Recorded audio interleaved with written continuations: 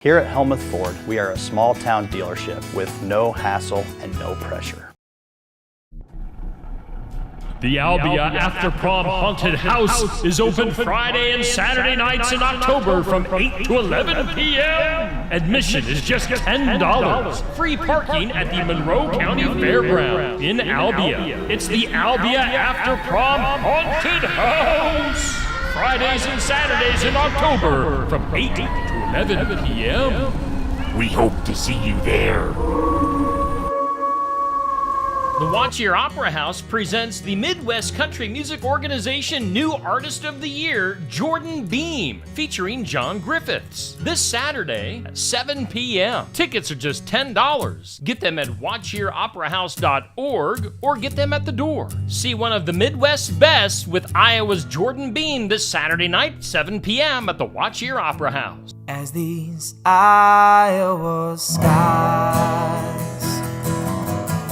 Delta Fire and Rescue presents the Delta Haunted House at 109 North Center Street in Delta. Admission is just $10 per person. The Delta Haunted House is open each Friday and Saturday throughout October and on Halloween night from 8 to 10 p.m. Food and drinks will be available for purchase, and now accepting cash and most major credit cards. It's the Delta Fire and Rescue Delta Haunted House, Fridays and Saturdays in October and on Halloween night.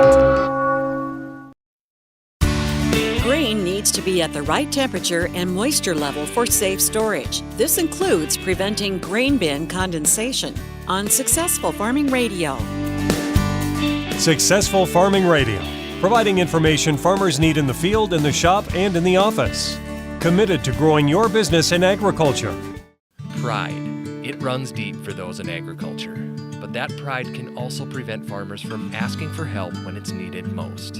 An injury, illness, or natural disaster is a heavy burden for any operation to bear. Farm Rescue is here to help shoulder that burden.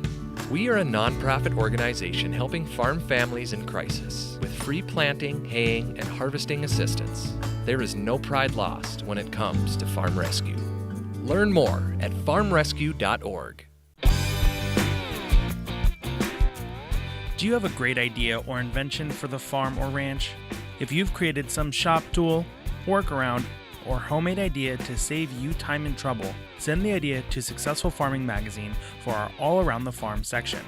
If we use your idea, you could get paid from $100 to $400. Submit your ideas today at agriculture.com/idea entry. As we head into late fall, dropping temperatures bring on challenges in grain storage management. Condensation can form on the inside of a grain bin. The moisture re-wets the corn and in many cases will spoil it. Ken Hellevang is an extension ag engineer at North Dakota State University. He says the way to minimize condensation is to try to limit the difference between corn temperature and the air temperature on the outside of the bin. Some of the farmers are using a system where they'll do partial cooling in the high temperature dryer and then finish the cooling and taking off a little moisture in the bin. The bigger the temperature difference between outside temperature and corn temperature, the more problems that we're going to see with condensation. And that has been a major issue across the Corn Belt the last few years, depending on outside conditions. Good ventilation, whether natural or intentional, is a must for maintaining a uniform temperature inside and keeping moisture out of grain bins. But he emphasizes that it's important to understand the principles that are involved so we can properly manage what Mother Nature throws at us. We need to understand the equilibrium moisture content. We need to understand the drying process, what causes condensation. Automation is a tool that can help us. We have temperature cables, we have moisture sensors, but it does not replace understanding what's taking place and applying the appropriate management strategy. I'm Jody Henke. Learn more about grain bin condensation and how to avoid it at agriculture.com.